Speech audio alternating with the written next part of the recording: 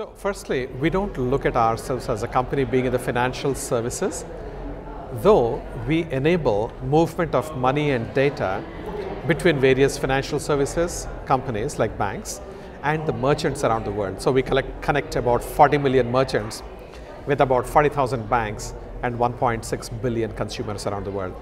So we look at ourselves as a technology company. And from that vantage point, in the context of financial services, the opportunities that are there today are really humongous. Why is that? I'll tell you at three different levels. Firstly, there is a huge chunk of consumers today who do not even have access to the financial system. And getting these folks who are at the lowest end of the financial or the economic scale in any society is a huge opportunity. At Mastercard, we started getting involved in it about 6 or 7 years back, and trying to work with governments and trying to get these folks into the financial system. It's both a humanitarian opportunity, but it's also an economic opportunity. So this is one big block of opportunity available. The second opportunity is technology, right? The kind of advancements which are happening in technology in the last few years particularly has been stunning.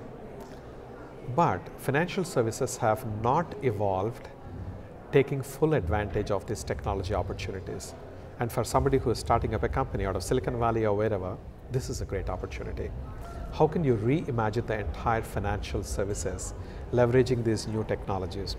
Like for example, if you look at virtual reality, does it have any implication for any, say, bank?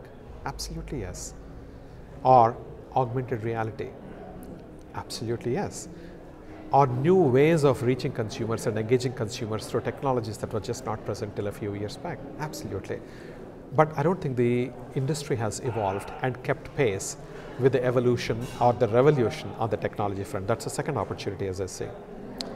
Third opportunity I see is consumers do not segregate their life into buckets, saying that this is my financial services bucket, this is my restaurant bucket where I want to eat, or this is the experiences bucket where I want to go and have fun.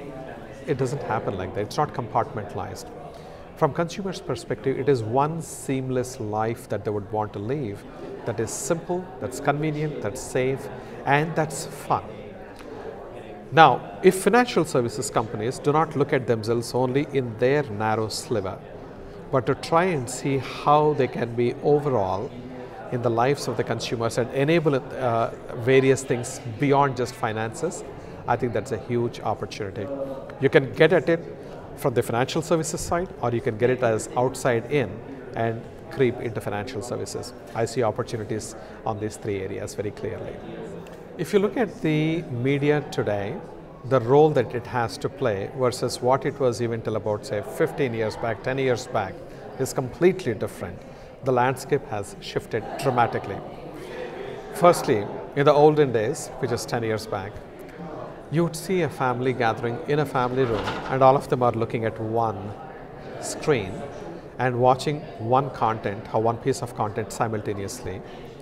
And the time when they gather, you used to call it as prime time. And you would target your ads to reach the maximum number of people effectively during those prime times and so on. But today, people are on their own connected devices. And any time is prime time because they're always on the one hand. Secondly, they're looking at multiple screens. So as a marketer, do I want to give the same message across each one of these screens? Or do I have some kind of a common golden thread that I can weave and tell my story effectively? Third, the past was all about storytelling, but I believe storytelling is dead. And why is that? Firstly, to tell a story, basically you're communicating to someone, they should be receptive to your communication. You've got 200 million people who are active users of ad block in the world today. They just don't want to do anything with advertisements. They don't want to hear you, period. Two, you're actually seeing about 83 million consumers watching Netflix in an ad-free environment. YouTube and Hulu launching ad-free channels. And people are gravitating towards them because they want an uninterrupted, seamless experience for themselves, and they don't want the brands to come in and intrude. So my whole concept is it's no more about storytelling, but it's about story making. You get consumers into the story. That excites them. That's where experiential marketing comes.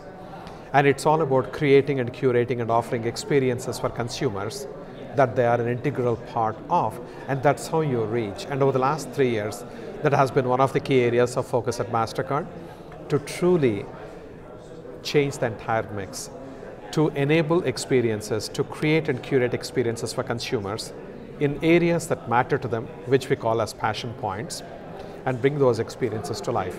Once a consumer goes through one experience, he or she is your customer for life. The connectivity with your brand, the connection to your brand that happens, the affinity for your brand, the preference for your brand, they go through the roof. Question, how do you scale it? If you start giving experience one at a time, when will you reach 6 billion people, and can you even afford to do that? From a scalability point of view, media has to play a critical role. So for me, media role is no longer about telling stories, but media is about amplifying experiences of consumers and let others vicariously share those experiences and be a part of it.